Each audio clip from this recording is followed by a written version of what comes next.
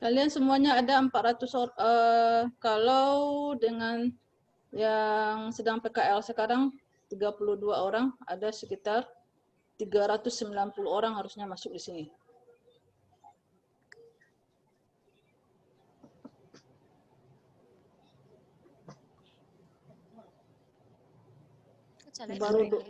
Ini baru 200 orang. Bu Rini. Iya, Bu. Ya mungkin namanya disuruh kita ganti, kasih kelasnya Bu Rini. Ya. Prodi apa, kelas apa? Prodi. Ya. Terus tingkat. Prodi Ya, tingkat. tingkat. Nama, baru nama. Baru ya. namanya. Ya, jadi di rename ya namanya. Ya. Di tingkat. Ya, Bu. Nama. Ulang lagi ya.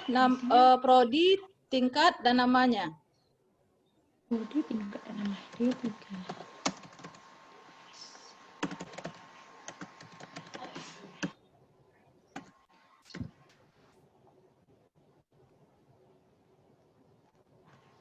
Tingkatnya 1, Prodi D3, tingkat 2, nggak usah pakai gizi, nggak apa-apa. Prodi D3, tingkat nama. Udah, Bu.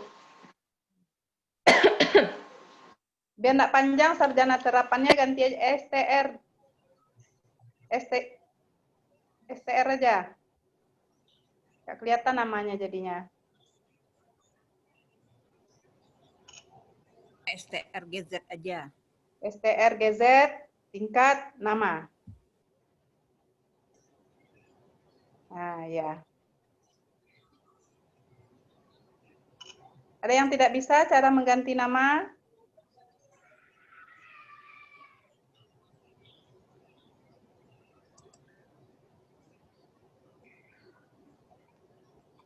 Di rename, di ada titik 3 itu. Harus bisa lah. Kemarin PKKMB kan udah bisa. Ya. Saya lupa sekarang.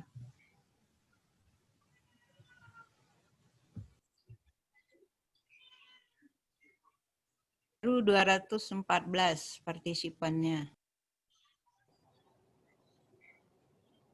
Ayo disuruh cepat temannya, masuk. Habis waktu kita nih.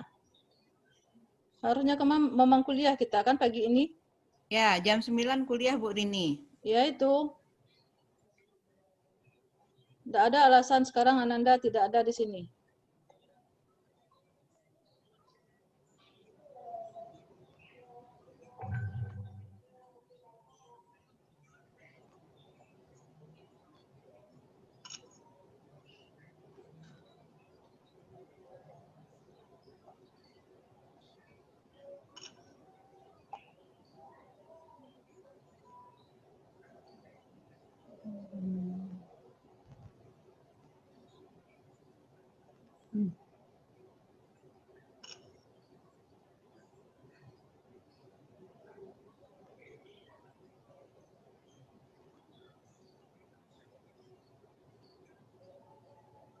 Banyak yang belum bisa ganti namanya ya.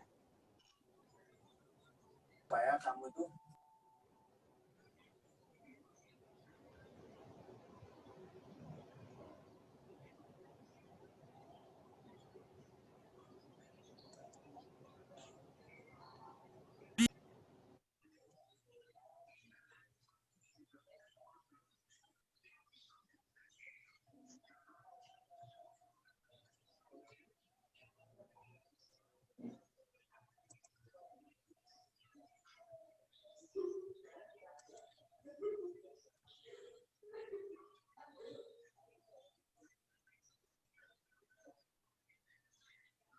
Suci Wahyuni, hidupkan kameranya.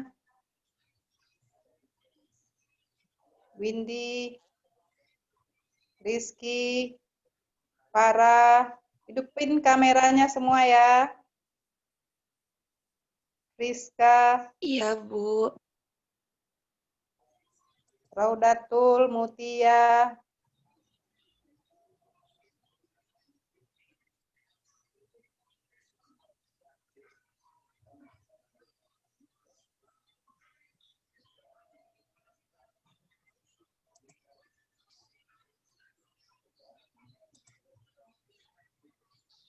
Masih ada yang belum bisa ganti nama ya?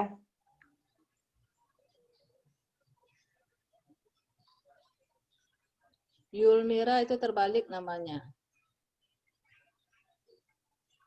STR dulu, baru nama di samping. Ya, Bu. Wafini, belum ganti namanya ya. Nad.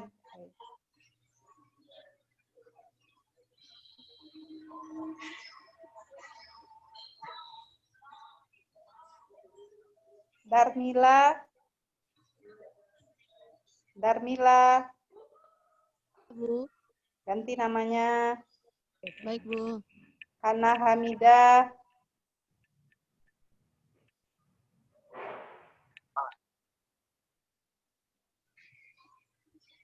Septia Narlin. Septia ada. Ya ada Bu. Ya, diganti namanya.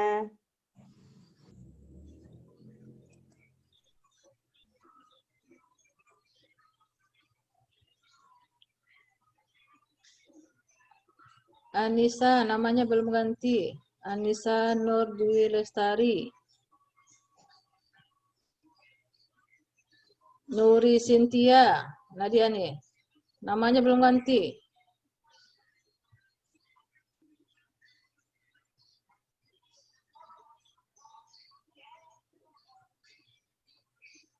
Nutri Cynthia.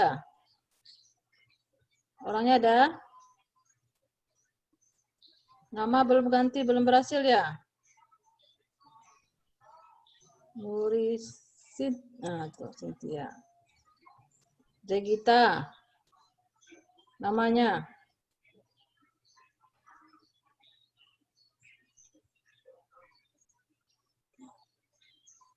Ismi, namanya. Suryaningsi, yang baru masuk. Ganti namanya. Prodi, kelas, tingkat, nama. Alfa, Hafida.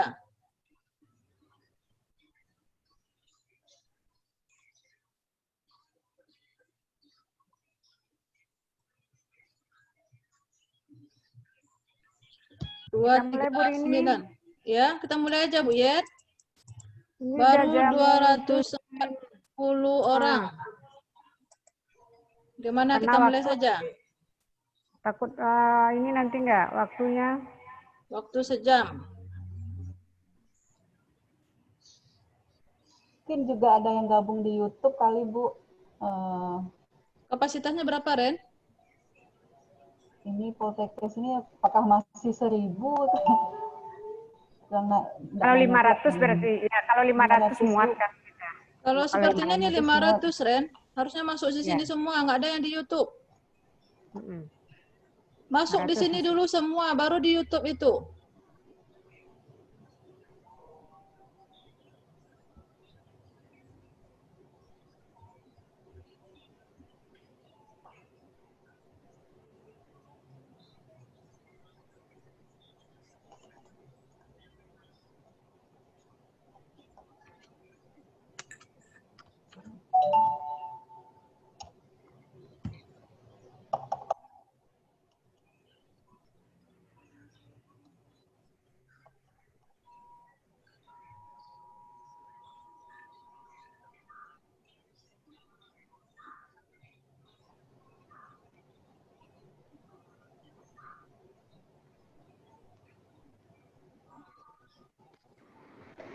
Bisa sampai 1000 kok, Bu. Nggak usah di YouTube ya, Bu.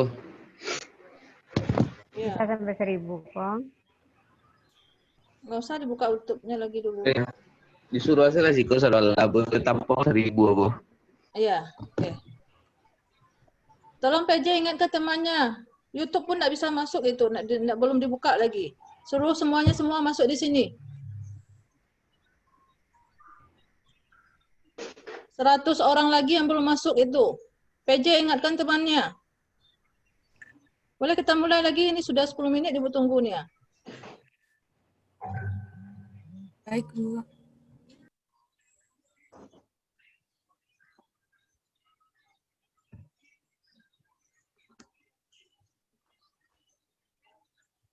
COVID kayaknya.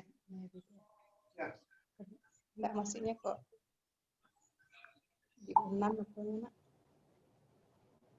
Enggak, Bu Yan.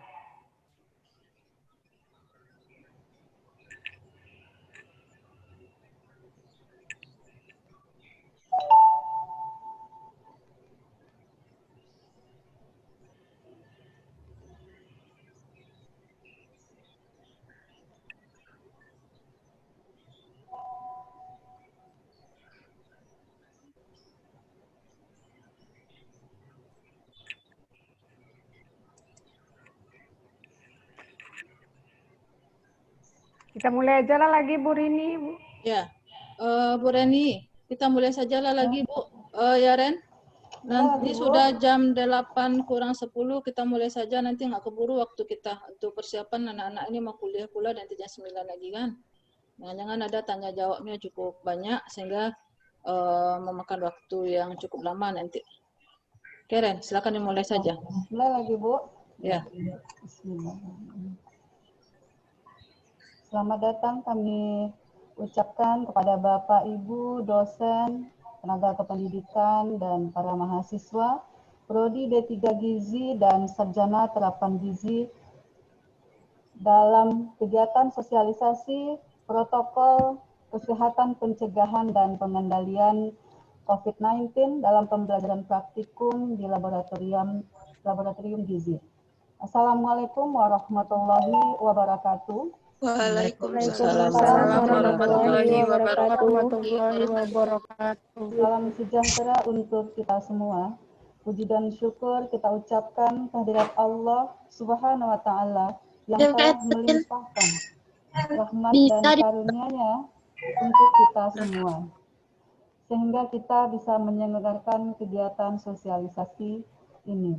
Salawat beriring salam kita hadiahkan untuk junjungan kita Nabi besar Muhammad SAW yang telah membawa umatnya dari zaman jahiliyah ke alam yang berilmu pengetahuan seperti yang kita rasakan saat ini.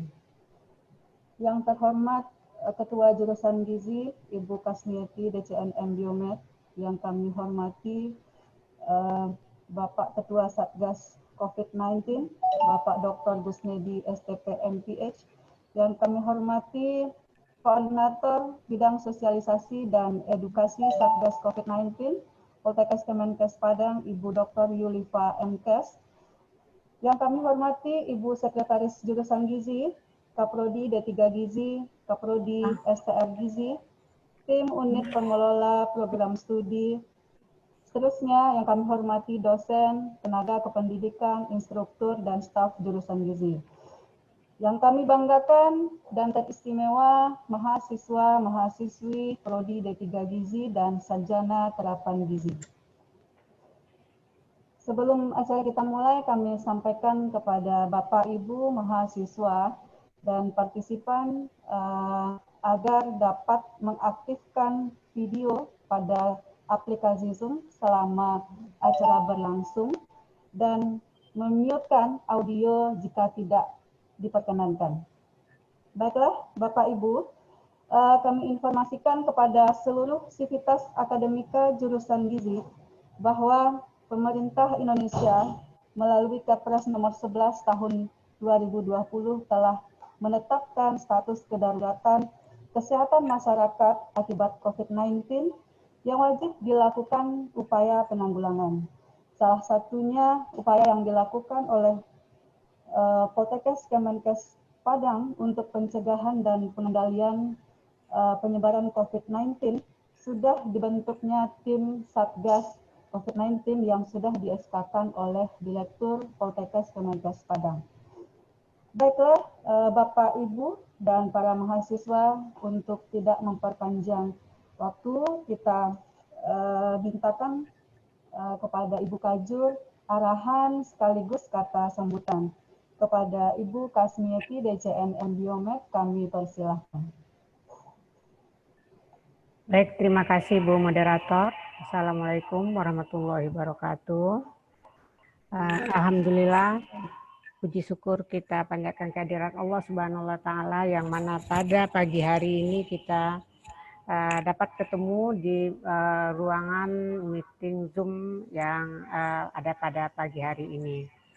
Baik, yang sama-sama kita hormati Bapak Ketua Satgas Poltekkes Kemenkes Padang, Bapak Gusnedi, Ibu Koordinator Sosialisasi COVID-19 Poltekkes Kemenkes Padang, Ibu Sekjur, Ibu Ketua Program Studi D3 dan Sarjana Terapan, serta yang kami hormati Bapak dan Ibu dosen serta tendik yang berkesempatan hadir pada pagi hari ini. Dengan mengucapkan alhamdulillah alamin ya, kita harus selalu bersyukur kehadirat Allah Subhanahu wa taala.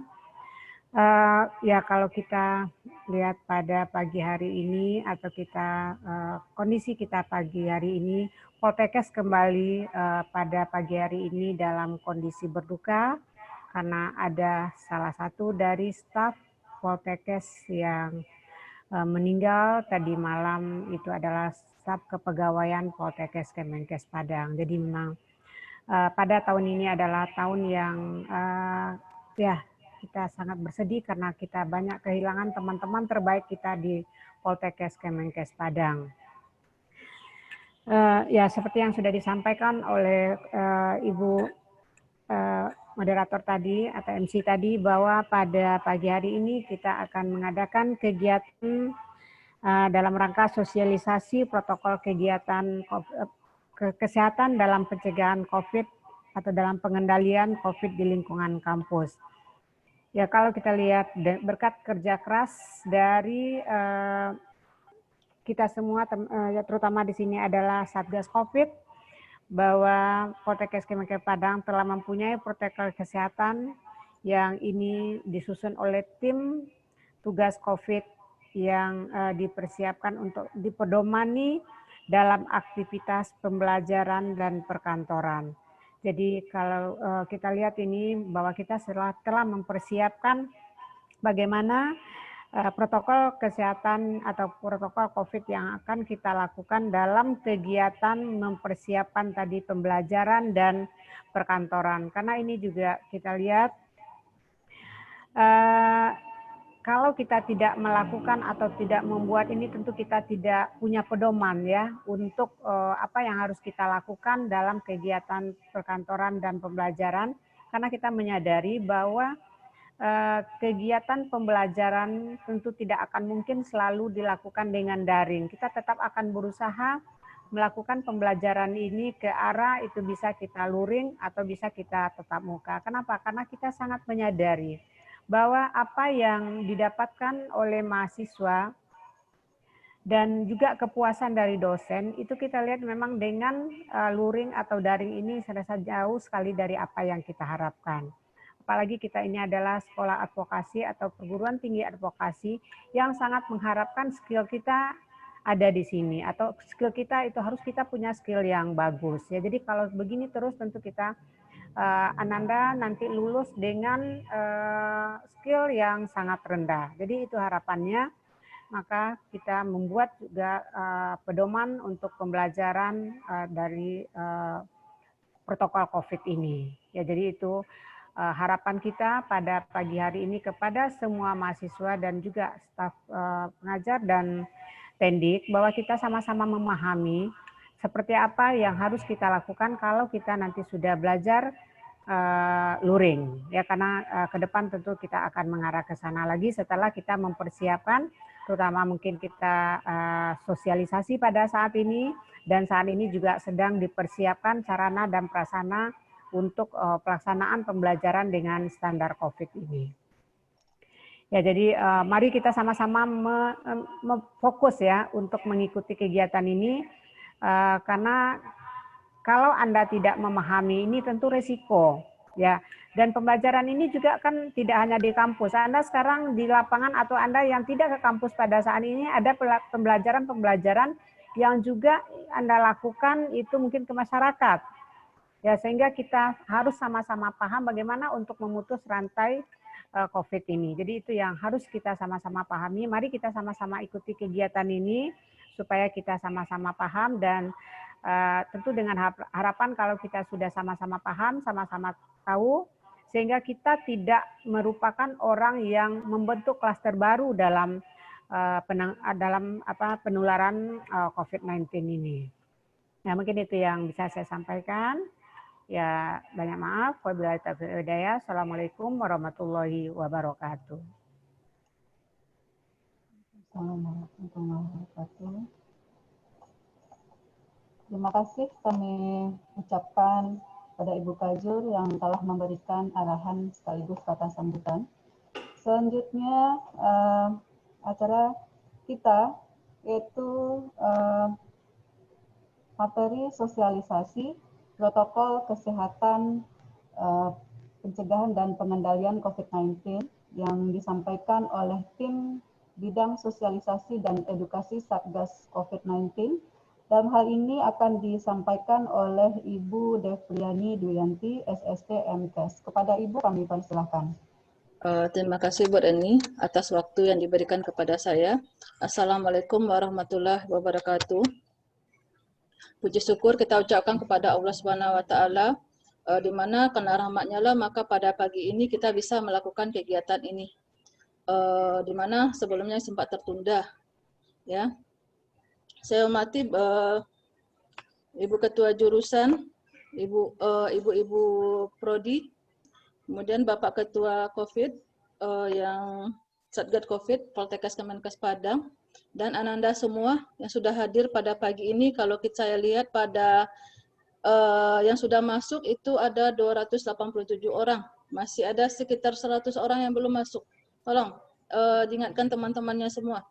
Ya, baik. Pada pagi ini kita akan mensosialisasikan tentang bagaimana protokol untuk pembelajaran di laboratorium, karena dalam waktu dekat ini ada beberapa mata kuliah yang memang mengharuskan kita untuk melakukan praktek di laboratorium. Baik. Ini materi yang akan kita sajikan pada pagi ini. Ya. Protokol pengendalian pencegahan pengendalian COVID di lingkungan Poltekkes. Ini merupakan protokol yang dibentuk oleh tim Satgas Pencegahan Pengendalian COVID-19 di Poltekkes Kemenkes Padang. Nah, Satgas ini diketuai oleh Bapak Gusnedi, STP MPH, ya, yang di mana dalam kerja timnya itu sebagai pelindung adalah direktur, kemudian pengarah ada ketua jurusan. Nah, untuk sosialisasi ini, sosialisasi dan edukasi itu dikoordinator oleh Ibu Dr. Yulifa SST MKes. Nah, saya berada pada bagian di sini bertanggung jawab untuk memberikan sosialisasi kepada Anda semua. Nah, tujuannya di sini kita mengharapkan adanya disiplin dan kesadaran dari sivitas akademika dan masyarakat di sekitar kita, sehingga Poltekkes Kemenkes Padang tidak menjadi klaster baru selama masa pandemi. Nah, kita berharap begitu. Jadi kita tidak menjadi sumber dari penularan penyakit itu. Walaupun selama ini ada beberapa dari staf, kemudian mahasiswa kita yang terkonfirmasi COVID, tapi bukan berasal dari Poltekkes Kemenkes Padang. Nah, kemudian kita dengan kedisiplinan dalam menerapkan pola hidup bersih dan sehat, diharapkan Poltekkes Padang dapat kembali menyelenggarakan proses pembelajaran, pengajaran, dan pelayanan kepada masyarakat secara baik dan seperti semula. Ya, mungkin itu juga menjadi harapan kita semua, menjadi harapan Anda semua untuk dapat ke kampus kembali, melihat kampusnya ya, yang sudah 6 bulan. Tidak dilihat, mungkin kalau yang di Padang bisa lah memandangnya, bisa lewat-lewat di sana ya, tapi yang di luar provinsi bagaimana? Di luar kota, mereka sama sekali tidak melihat. Nah, itu kalau ditanya kepada mahasiswa, harapannya yang besar, mereka mengharapkan bisa melakukan pembelajaran di kampus sendiri. Tidak hanya dilakukan pembelajaran secara daring ini. Ya, ruang lingkup dari protokol ini sendiri dalam meliputi pencegahan, kita mencegah jangan sampai terjadinya penularan yang lebih lanjut, kemudian mengendalikannya, ya, memperhatikan aspek-aspek pelindungan kesehatan individu, memperhatikan titik-titik kritis dalam perlindungan kesehatan sivitas akademika dan masyarakat sekitar yang melibatkan pengelola, penyelenggara atau penanggung jawab operasional kegiatan pembelajaran dan aktivitas perkantoran serta masyarakat pengguna lainnya. Nah, ini nanti kita akan melakukan protokol pembelajaran di laboratorium kita. Laboratorium kita ada 5 yang kita kelola, yaitu ada penyelenggara makanan, laboratorium teknologi pangan, laboratorium gizi masyarakat, laboratorium MSPMI, laboratorium cita rasa, kemudian laboratorium kimia yang sifatnya terpadu, kemudian laboratorium komputer yang sifatnya terpadu, dan laboratorium bahasa Inggris ya. Jadi kita ada beberapa labor. Nah, labor itu berada pada satu gedung. Ya, nah kalau semuanya melakukan praktek cukup ramai, ya cukup ramai mahasiswa di situ. Nah, kita perlu pengaturan di situ supaya kontak antara satu individu dengan lainnya bisa dikendalikan, tidak terjadi penularan virus ini di lingkungan kampus kita. Nah, ini di sini ada standar minimum fasilitas protokol kesehatan yang wajib disediakan untuk penyelenggaraan praktek laboratorium. Ya, sekarang kita masih mungkin yang memungkinkan bagi kita hanya baru pembelajaran praktek di laboratorium. Kalau pembelajaran di teori sepertinya masih bisa kita mengandalkan dengan pembelajaran secara luring. Alat perlindungan diri yang perlu Ananda siapkan, ya APD yang memadai, ya seperti masker, hand sanitizer, facial, ya. Nanti ada termometer, termogam, nanti sebelum masuk ke lingkungan kampus itu akan diperiksa suhunya. Nah, untuk APD yang masker, kemudian facial itu lingkungan kampus sudah menyediakan untuk Ananda semua. Nanti ketika Ananda pembelajaran di kampus, Ananda sudah kami lengkapi. Jadi tidak ada alasan bagi Ananda tidak punya masker, tidak alasan bagi Ananda untuk tidak punya facial. Nah, untuk hand sanitizer itu akan terletak pada setiap ruangan. Di ruangan masuk itu sudah ada hand sanitizer, kemudian sudah ada tersedia nanti untuk cuci tangan. Sebelum masuk ke ruangan, Ananda sudah ada cuci tangan, hand sanitizer, kemudian di toilet pun sudah tersedia itu untuk mencuci tangan Ananda. Ya. Fasilitas peralatan kebersihan memadai untuk memastikan praktek PHBS, kamar mandi, toilet bersih dan tersedia yang cukup serta disediakan sabun dan sanitizer, tempat cuci tangan dengan air mengalir, sabun dan kertas mengering, desinfektan, kain lap, pel, sapu. Nah, itu yang harus kita lakukan secara rutin, ya. Fasilitas untuk bantuan psikososial untuk komunitas kampus dan bantuan untuk warga kampus kebutuhan khusus. Kemudian peralatan yang digunakan bersama harus diberikan desinfektan setelah dipakai atau sebelum digunakan. Nah, diharapkan mahasiswa dan dosen juga menggunakan sarung tangan. Biasanya kita dalam mempraktek tun harian, Ananda semua sebenarnya sudah diharuskan juga memakai masker di lab, memakai sarung tangan, ya, pakai lab jas. Nah, itu sudah merupakan protokol kita di laboratorium sebelum adanya COVID ini sendiri. Nah, hal yang harus dihindari jika terpaksa terjadinya aktivitas fisik atau luring yaitu 3C. Close space, ruangan tertutup, crowded place, jadi tempat kerumunan jangan. Jadi, kemudian close contact situation, situasi berdekatan. Jadi kita mengharapkan Ananda tidak berkumpul secara banyak pada ruangan tertutup. Kalau di ruangan itu Ananda lebih dari kapasitasnya, misalnya separuh dari ruangan itu, Ananda bukakan pintunya. Kemudian kalau tempat kerumunan jangan hindari, suruh memisah semuanya dan jangan ada berdekatan. Yang perlu diperhatikan jarak di antara Ananda itu semua. Kemudian beberapa hal yang harus diperhatikan sebelum kegiatan praktek. Setiap orang harus akan menggunakan laboratorium harus membaca, memahami protokol laboratorium. Ya, nanti Ibu akan sharekan softnya untuk protokol laboratorium ini. Pastikan terhindar dari kondisi 3C tadi, keramaian, tertutup, ya. kerumunan, dan lainnya saat mengimplementasikan protokol laboratorium tersebut. Pantau atau amati kesehatan setiap orang di dalam laboratorium itu, terutama suhu. Bagi yang batuk, tidak sehat, pilek, dan kondisi lainnya tidak diperkenankan untuk ikut praktek.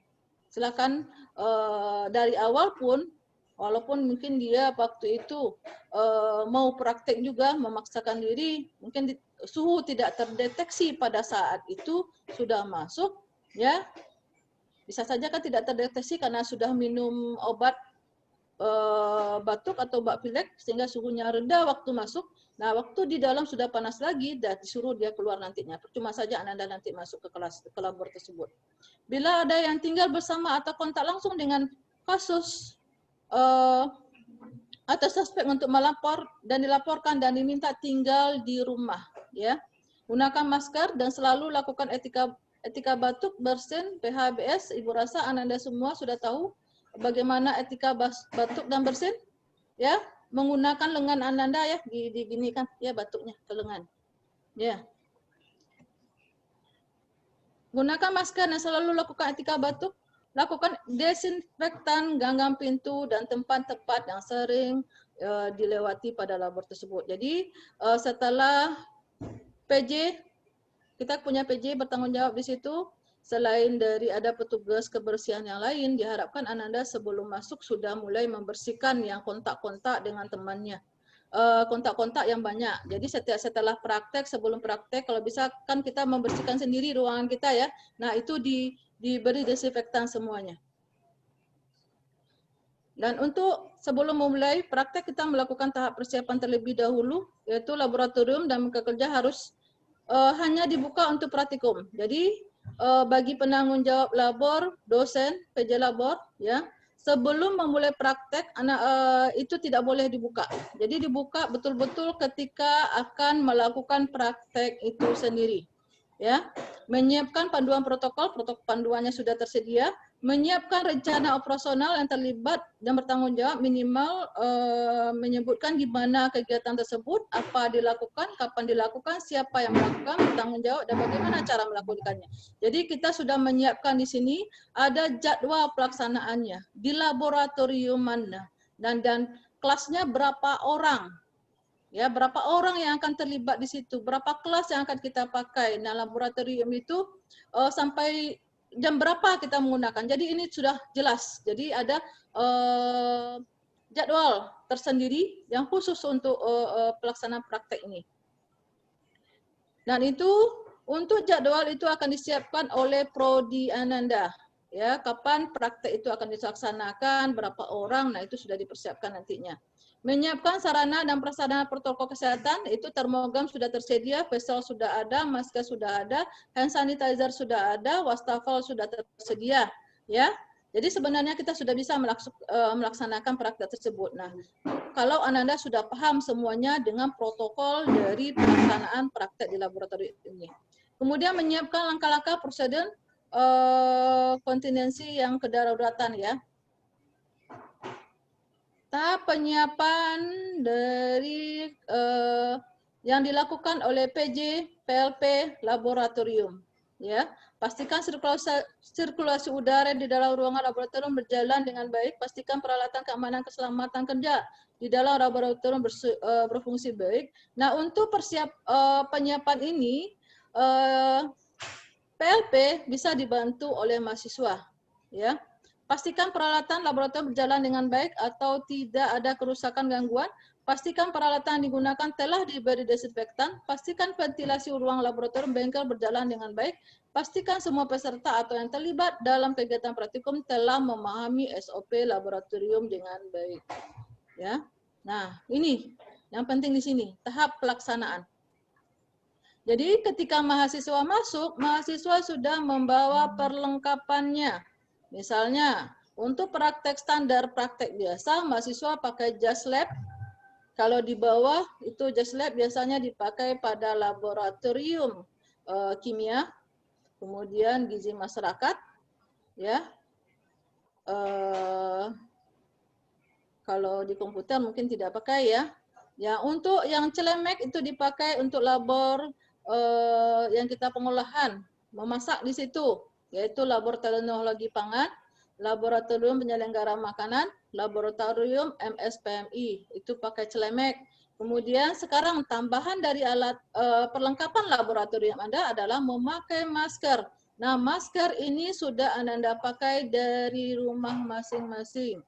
Ya, facial, sarung tangan, membawa hand sanitizer sendiri. Kalau bisa sudah punya hand sanitizer sendiri, Anda sebenarnya dalam kondisi COVID ini Anda sudah mempunyai perlengkapan sendiri, yaitu hand sanitizer, sabun cuci tangan. Jadi dimanapun Anda berada, kalau tidak tersedia, Anda bisa melakukan itu semua. Ya, modul dan perlengkapan pribadi lainnya. Jadi barang bawaannya tidak boleh banyak-banyak sekali, ya. Mahasiswa datang ke kampus 15 sampai 20 menit sebelum praktek dimulai. Jadi sebelum jam praktek, kalau kita misalnya mulai jam 2 atau mulai jam 8, setengah 8, Anda sudah siap-siap di luar laboratorium untuk memulai praktek. Sebelum memasuki pintu masuk labor, mahasiswa dan pembimbing mencuci tangan pada wastafel yang disediakan, dilanjutkan dengan mengukur suhu tubuh. Mengukur suhu tubuh karena di pintu gerbang masuk itu sebenarnya Anda sudah mendapatkan pengukuran suhu yang dilakukan oleh Satpam, tetapi ketika memasuki laboratorium Anda akan diukur suhunya juga. Nah, ini bisa dilakukan oleh PJ Labor atau Satpam yang tersedia di situ atau pengelola dari labor itu sendiri, ya. Jika ditemukan suhu lebih dari 37,3 derajat, Anda tidak diperkenankan untuk mengikuti praktek, ya. Nah, pengukuran itu dilakukan 2 kali suhu, sebanyak 1 kali atau 2 kali untuk memastikan apakah betul Anda itu suhunya lebih dari 37,3 derajat Celcius. Ya, yang diperkenalkan untuk mengikuti praktek itu suhunya di bawah 37,3. Ya, nah, yang lebih dari itu mahasiswa dipulangkan dan diminta istirahat sampai kondisinya membaik. Ya, nah saat memasuki laboratorium mahasiswa sudah memakai APD, ya. Jadi ketika pengukuran suhu masker sudah terpasang, facialnya sudah terpasang, ya. Nah, lakukan terlebih dulu semprot tangan dengan hand sanitizer. Kalau perlu bisa sebelum masuk Anda sudah memakai sarung tangan, ya. Nah, untuk tahap pelaksanaan, udah.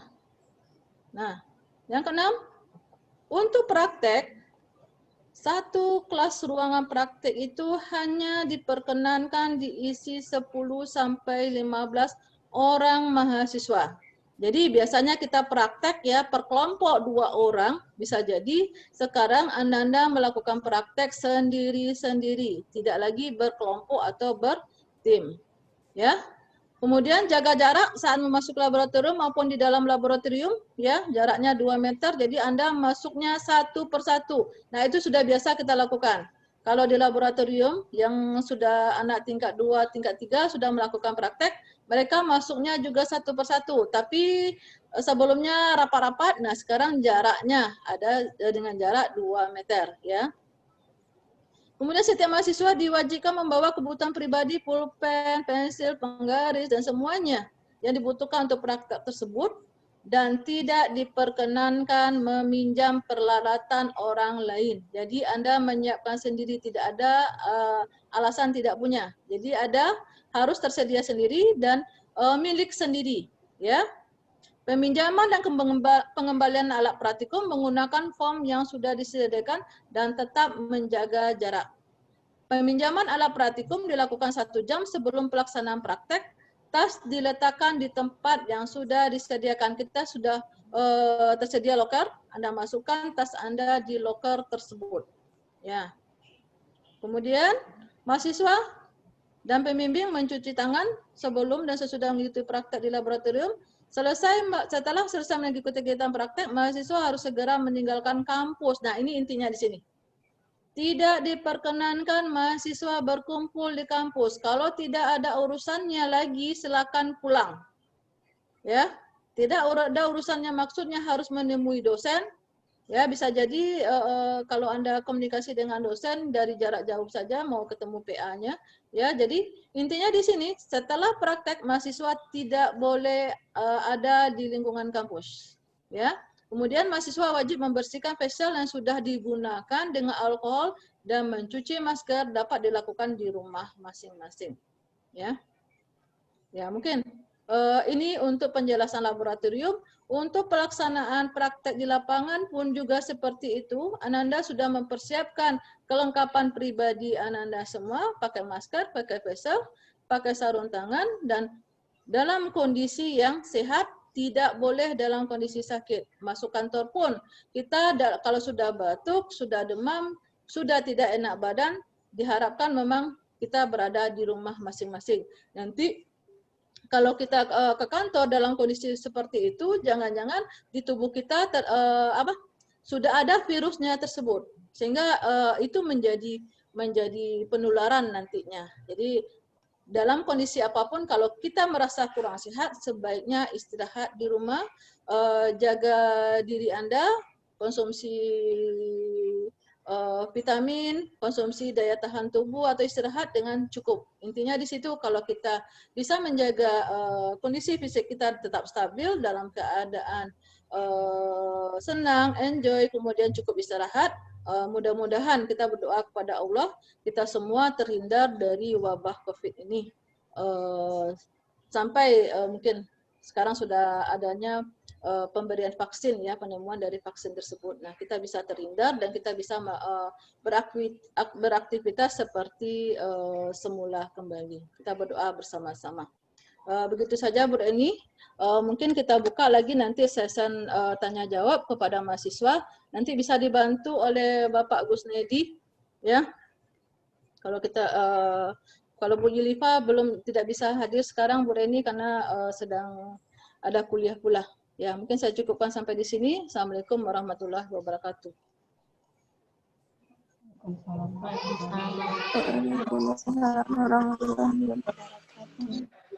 Terima kasih kami ucapkan kepada Ibu Devriani yang telah memberikan penjelasan terkait protokol kesehatan, pencegahan dan pengendalian COVID-19 untuk pembelajaran praktikum di laboratorium jurusan gizi. Acara selanjutnya kita buka sesi diskusi dan tanya jawab bagi Bapak, Ibu dosen atau tenaga kependidikan maupun para mahasiswa, mahasiswi yang ingin bertanya, boleh diklik tombol raise hand atau langsung membuka mikrofonnya. Silakan Bapak, Ibu mahasiswa yang ingin bertanya.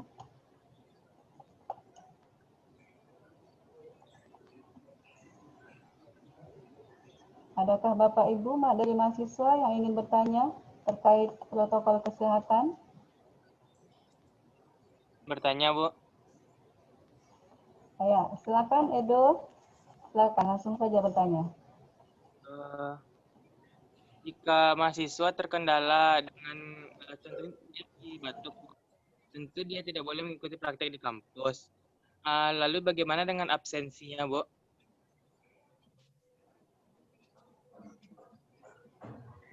Ya, silakan Bu Devriani, mungkin langsung saja jawab, Bu.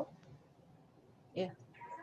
Kalau absensi, kalau mahasiswa itu tidak bisa masuk, terkendalanya bagaimana dulu, Edo? Terkendala karena sakit? Ya, Bu, seperti batuk, gitu, Bu. Ya. Kalau terkendala kalau ada batuk atau kondisi fisik yang tidak sehat, berarti kita masuk kepada izinnya dengan sakit. Seperti itu.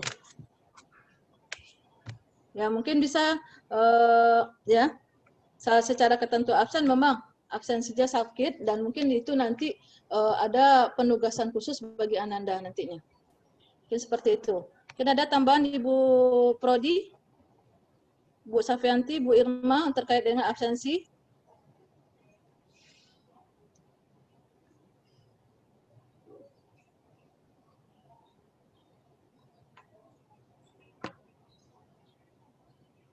Ya, Ibu rasa seperti itu ya. Kita tetap seperti ketentuan kita, kehadiran kita bagaimana. Karena kita masih diberikan dispensasi kan 25% untuk itu. untuk teori yang tidak bisa hadir.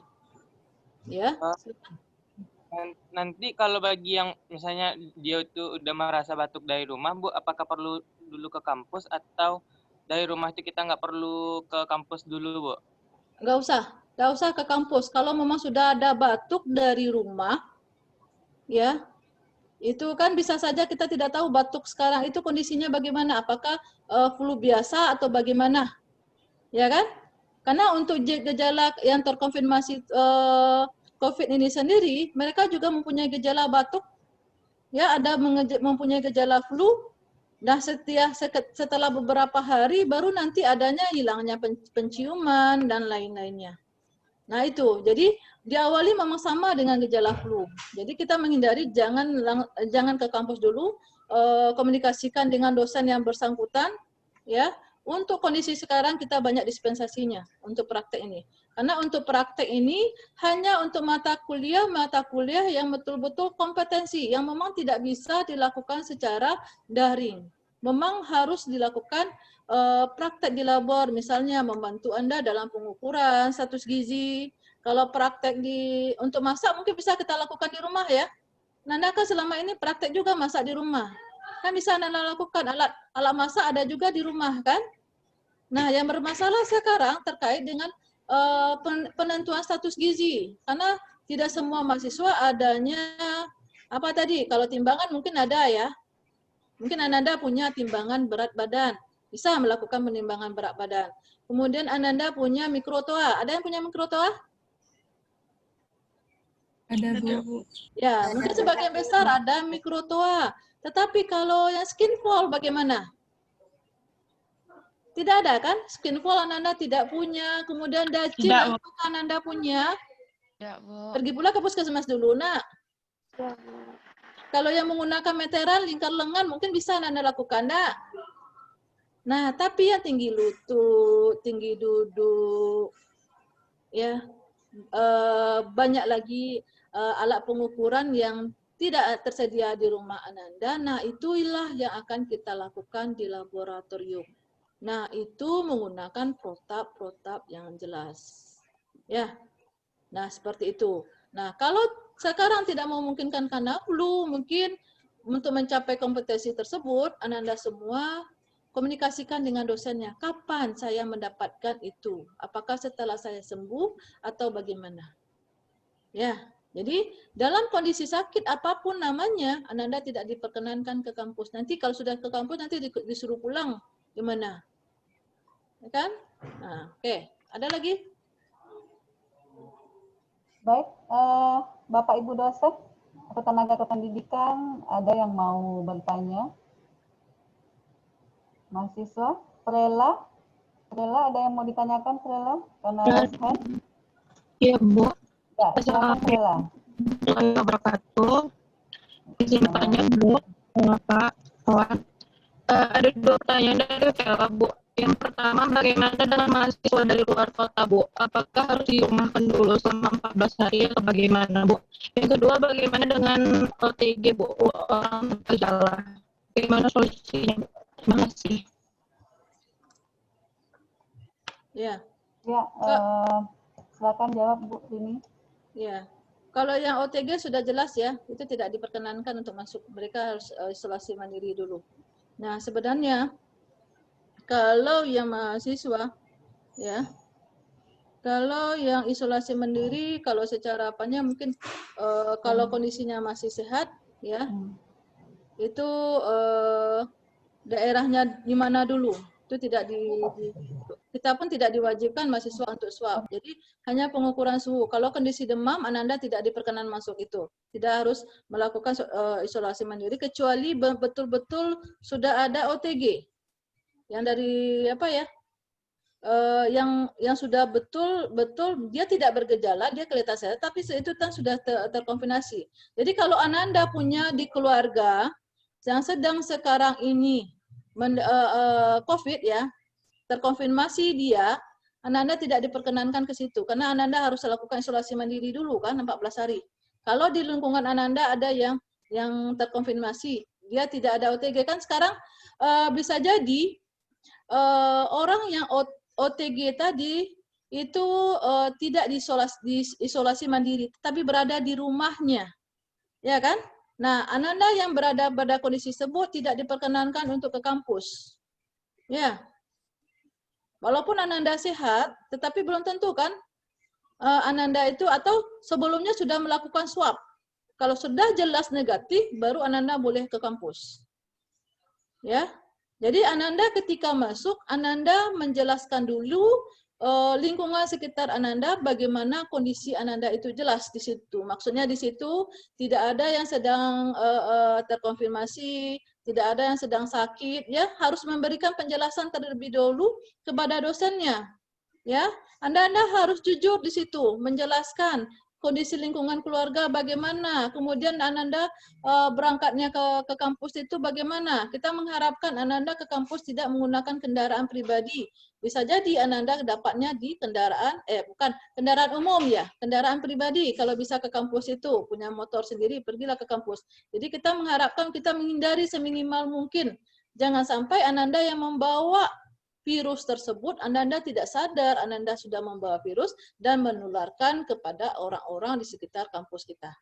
Ya, nah itu intinya. Jadi protokol COVID yang Ibu rasa Ananda semuanya sudah mendengar, ya. Kalau ada di lingkungan kita yang terkonfirmasi, kita harus melakukan isolasi mandiri juga sendiri ya. Kemudian kalau memang mengharuskan untuk swab, lakukan swab, kan harus disuruh swab semuanya. Nah, yang seperti itu harus Ananda lakukan dulu sebelum sampai ke kampus kita. Nah, kita tidak mau ada penularan lebih lanjut untuk itu. Ya. Oke. Ada pertanyaan lagi?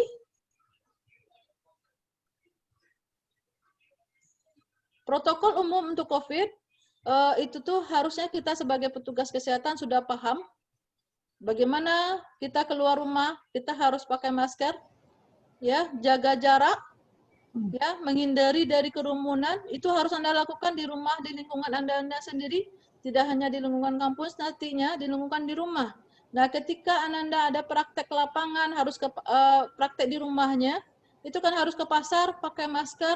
Anda lah yang akan memberi pengajaran kepada lingkungan Anda. Walaupun di lingkungan itu tidak ada yang memakai masker, mereka merasakan tidak percaya dengan adanya COVID. Itu tidak ada, Anda bercanda saja. Walaupun bilangnya daya tahan tubuhnya kuat, tapi Anda tetap harus pakai masker. Nah, itu yang menjadi contoh. Kita tenaga kesehatan ya. Kalau sekarang sudah banyak kasusnya dari tenaga kesehatan, nah jangan sampai kita pula jadi penyebabnya di sini. Ya. Ya, ada pertanyaan lagi? Baiklah, dari Bapak Ibu dosen mungkin ada yang mau bertanya dari Pendik. Adakah Bapak Ibu? Silakan diklik tombol raise hand atau langsung saja mengaktifkan mikrofonnya.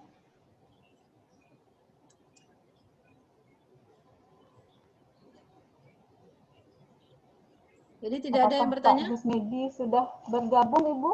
Pak Gusnedi sudah bergabung, Bu? Belum sepertinya. Belum masuk Pak Gusnedi, Ren? Ya, belum ada, sudah dari tadi. Aci ada masuk, Bu Irma. Pak Gusnedi sudah ada di dalam itu, coba di Tolong Ren, minta Pak Gusnedinya memberikan arahan sedikit. Ya, Pak Ade. Halo Pak Ade. Mungkin lagi enggak standby di situ, video apanya sudah masuk di sini. Coba ditelepon sebentar. Oh iya Pak.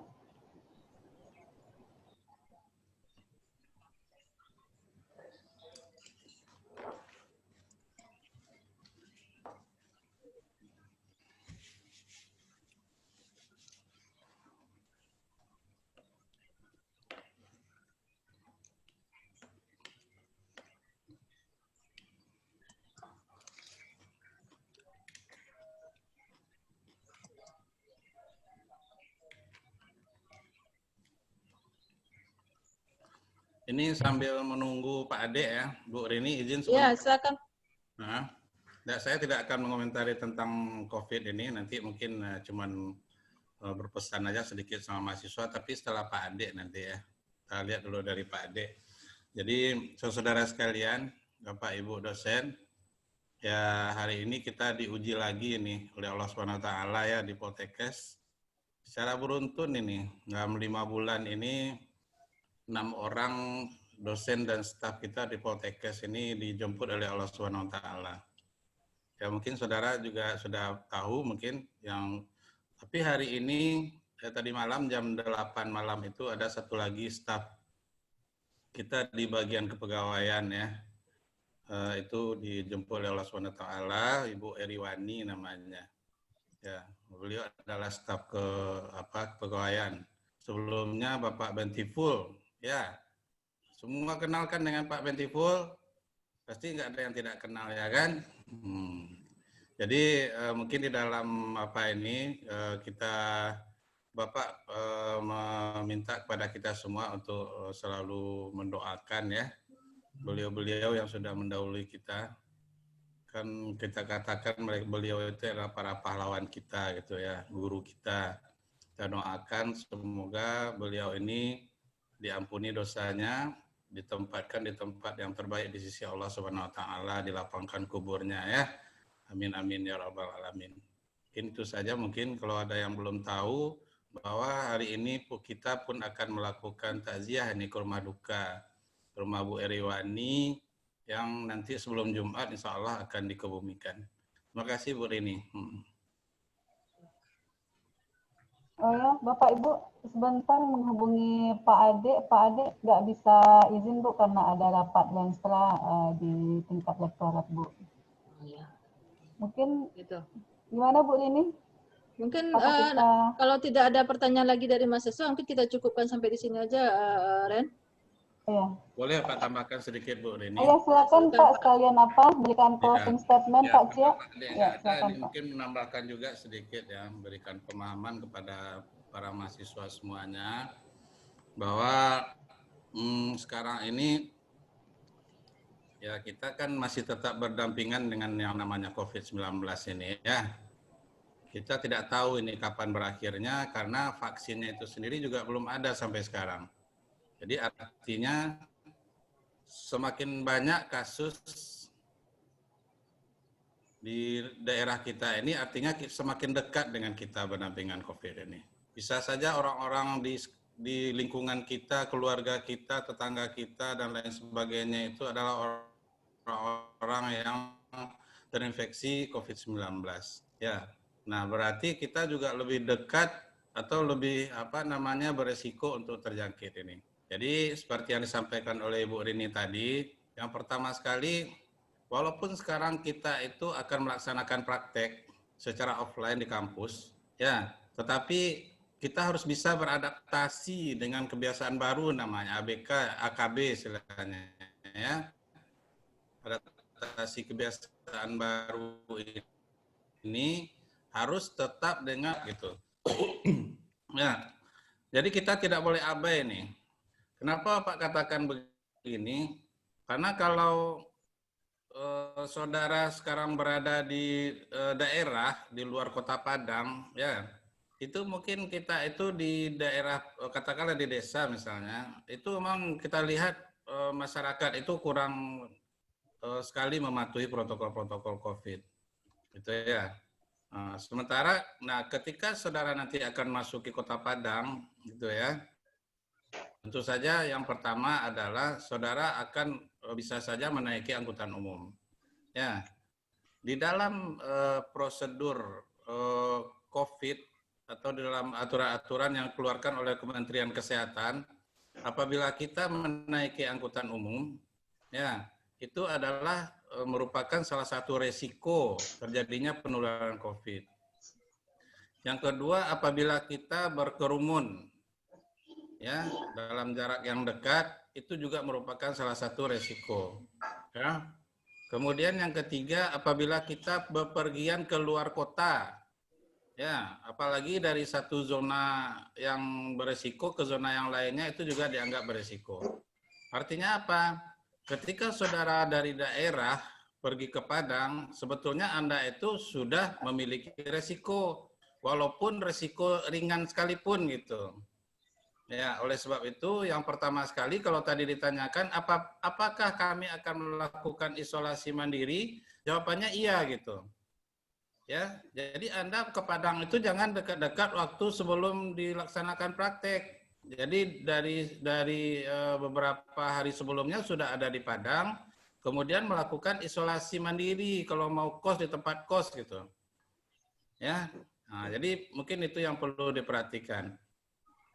Nah, kalau isolasi mandiri itu tujuannya apa? Supaya tidak terjadi penyebaran. Jadi kita memutus rantai ini tujuannya, memutus rantai COVID. Ya, kalau kita misalnya masuk ke rumah kos, kemudian kita sering pergi keluar ke pasar, ya dengan kepentingan yang tidak begitu perlu, itu namanya kita tidak melakukan isolasi mandiri namanya.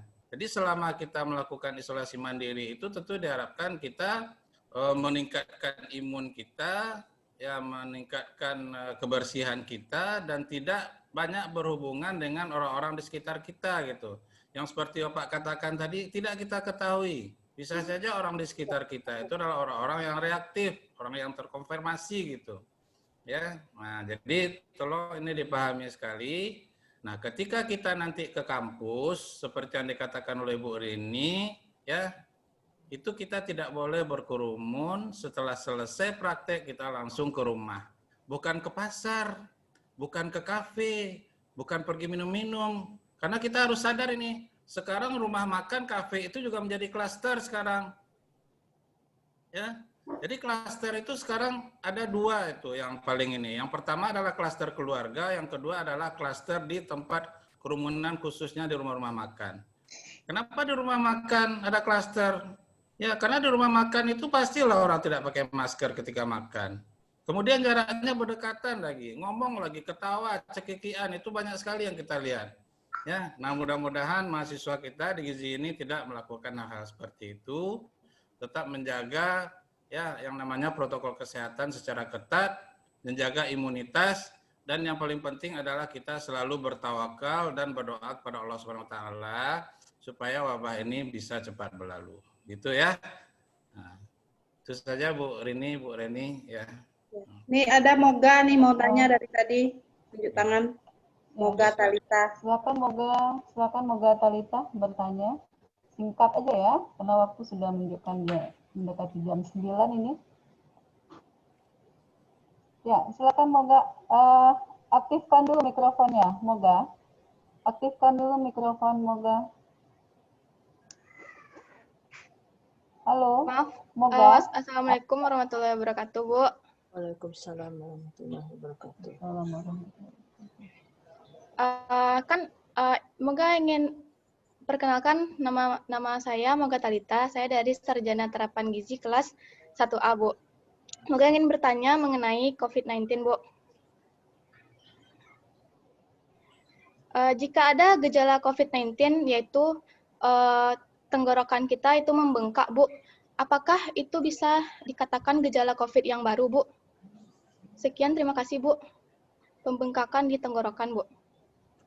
Ya, silakan Bu Rini, mungkin bisa menjelaskan, Ibu. Sekarang kenapa maksudnya di sini dia sedang apa ya, Moga? Sedang terinfeksi ya? Bukan Moga, Bu, tetapi ada Moga, dia terinfeksi corona 2 minggu yang lalu, Bu. Terus tenggorokannya ini bengkak di sebelah kanan, Bu. Iya. Sudah didiskusikan dengan apa? Petugas kesehatan yang lain? Gejala yang seperti itu? Sudah, Bu. Sudah didiskusikan, Bu. Tapi itu gejala baru kata tenaga kesehatan, Bu. Gejala yang ya baru, bisa jadi, Moga, karena kita tidak tahu ya efek samping dari kalau kita sudah pernah terinfeksi, bisa jadi itu banyak hal ya. Yang pasti kan kalau di sana itu kan paru-paru yang dikejar kan, paru-paru kita yang sakit. Kemarin seperti Bapak almarhum Bentiful, dia kembali sesak, nafasnya sudah negatif 2 kali, kemudian kemudian kembali sesak, ternyata katanya ada cairan di paru-parunya harus tinggal tidak. Bisa jadi komplikasinya bisa begitu. Bisa jadi sampai adanya pembengkakan ke organ tubuh yang lainnya. Atau bisa jadi kita tidak tahu ya. Mungkin sekarang kita dalam tahapan proses penelitian efek samping dari efek lanjut ya dari orang-orang yang sudah terinfeksi. Apakah itu bisa sembuh sempurna atau bagaimana? Nah, itu masih dalam tahap penelitian survei-survei yang dilakukan. Ya.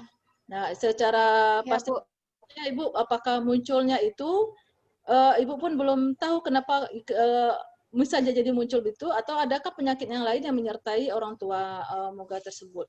Jadi begitu ya. Sehingga dia memberikan efek samping bengkak tersebut ya. Iya, Bu. Tetapi setelah ayah Moga terkena itu tuh, Bu, Moga dapat gejala juga kayak gitu, Bu. Tenggorokan Moga jadi kering dan bengkak, Bu. Tetapi Moga dinyatakan negatif, Bu. Ya. Kalau memang seperti itu kan biasanya kita kalau gejala pilek mau flu kan tenggorokan kita juga sakit, kering, ya, ada rasanya sering, itu merupakan gejala kita imun tubuh kita menurun, ya. Nah, itu lawan dia, mungkin kita lawan dengan melegakan tenggorokan itu dengan mengkonsumsi vitamin, buah, sayur yang cukup untuk melegakan, ya. Dan mungkin makan yang cukup, istirahat yang cukup, ya, sehingga kita tidak mempunyai lanjut dari penyakit tersebut. Mungkin itu ya. Intinya di situ daya tahan tubuh. Sebenarnya kita belum tahu kita ya, kita yang sehat di sini, Anda semua yang ada di sini, bisa jadi virus itu sudah ada, tetapi sebagian besar melawannya karena daya tahan tubuhnya kuat sehingga dia tidak bertahan lama. Nah, ketika bersin, kita kan sebenarnya mengeluarkan virus ya. Nah, karena itu protokol bersin itu bagaimana supaya bersin kita itu tidak menyebar kemana-mana. Ya, jangan sampai kita bersin mengeluarkan virus, ternyata virus itu mengandung virus COVID, ya. Kemudian dia ada di sekitar kita yang daya tahan tubuhnya yang rendah. Nah, itulah yang akan menjadi dia positif. Nah, seperti itu. Mungkin itu yang kita hindari. Karena itu kita diharapkan untuk memakai masker, ya. Jangan sampai kita yang menularkan ke orang yang rentan di sini. Keluarga-keluarga yang rentan, yang punya penyakit yang lain. Biasanya mereka seperti itu yang akan sakit duluan, yang mempunyai imun tubuh yang rendah. Nah, itu yang sakit duluan. Ya, apalagi di keluarga Moga sudah ada. Ya, jadi Ibu harapkan itu diantisipasi segera ya. Nah, kalau bisa Moga jangan kontak-kontak terlalu erat dengan keluarga yang lain, isolasi mandiri. Bisa jadi itu salah satu gejala. Mungkin baru sekarang Moga kenanya. Ya. Nah, itu Ibu udah tahu, mudah-mudahan tidak ya. Kita berharap jangan sampai lah ya. Itu udah terjadi 2 minggu yang lalu, udah 3 minggu lah, Bu. Dan ayah Moga sudah dinyatakan negatif, Bu. Ya. Udah 2 kali tes, udah negatif, Bu. Ya. Bisa jadi karena kita daya tahannya tubuhnya kuat ya, sehingga dia tidak terdeteksi. Ya. Tinggalnya di mana? Bu, di mana? Moga alamatnya di mana nih? Moga di Steba, Pak. Di Steba. Iya, Pak. Moga. Apa, Bu? Udah swab. Moga udah waktu itu, Bu, negatif, Bu. Udah berapa lama? 2 minggu yang lalu, Bu. Kalau saran Ibu ini karena Moga kan ada gejala yang dirasakan, itu kan belum tentu COVID. Nah, jadi sebaiknya Moga juga sekarang swab dulu. Swabnya. Udah, Bu, udah nggak apa-apa lagi, Bu. Sudah baik. Oh, sekarang apa? Sekarang masih ada tapi tenggorokannya tadi masih terasa apa? Enggak, Bu, enggak terasa lagi, Bu. Udah sehat, Bu. Nah. Jadi sebaiknya kita hirup ini ya, hirup minyak kayu putih tuh, biar lega nafasnya ya. Kalau bisa kita hirupnya baik, bukan kita yang sehat-sehat ini mungkin sekali-sekali hidung kita tersumbat kan. Nah, hirup minyak kayu putih biasanya sekalian dengan kerongkongannya lain rasanya kan, ada yang rasa pahit-pahit segala macam. Dengan kita menghirup minyak kayu putih itu rasanya sudah agak lega ya. Jadi mungkin semuanya nih mungkin bagusnya begitu yang kita lakukan, menghirup. Jadi kalau udah lega dia dilepaskan lagi gitu. Ya, baiklah, Bapak Ibu masih ada yang mau ditanyakan pada mahasiswa? Cukup ya, Bu Rini? Ya, mungkin cukup aja, Bu Rini. Ya, baik, Bapak Ibu, demikianlah penyampaian protokol kesehatan pengendalian dan pencegahan COVID-19 pada pembelajaran praktikum di laboratorium jurusan gizi. Selanjutnya kami sampaikan apresiasi untuk tim Satgas COVID-19 Poltekkes Kemenkes Padang yang telah menyusun protokol kesehatan dalam upaya pencegahan penularan COVID-19 di lingkungan Poltekkes Kemenkes Padang. Bapak Ibu, para mahasiswa, mahasiswi, demikianlah kegiatan sosialisasi protokol kesehatan COVID-19 untuk seluruh sivitas akademika jurusan gizi. Terselip harapan dan doa agar kondisi pandemi ini segera membaik. Kami berharap seluruh dosen, pendidik, mahasiswa, mahasiswi, beserta keluarga selalu sehat, tetap menjalankan perilaku hidup bersih dan sehat, serta menerapkan protokol kesehatan sebagai upaya pencegahan penyebaran COVID-19 dengan menerapkan 3M, menggunakan masker, mencuci tangan dengan sabun, dan menjaga jarak minimal 1,5 meter. Nah, saya sebagai moderator mohon maaf jika ada salah dan janggal selama kegiatan berlangsung. Saya cukup sekian. Wabillahi taufiq wa hidayah. Wassalamualaikum warahmatullahi wabarakatuh. Waalaikumsalam warahmatullahi wabarakatuh. Isi absensi di link yang sudah ada di chat room. Ya, silakan isi absen ya. Iya, Bu. Baik, Bu. Iya, Bu.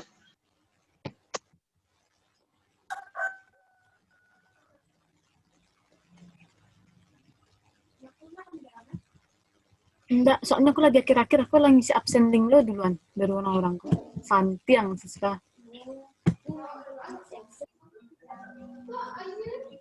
Jadi, Lem.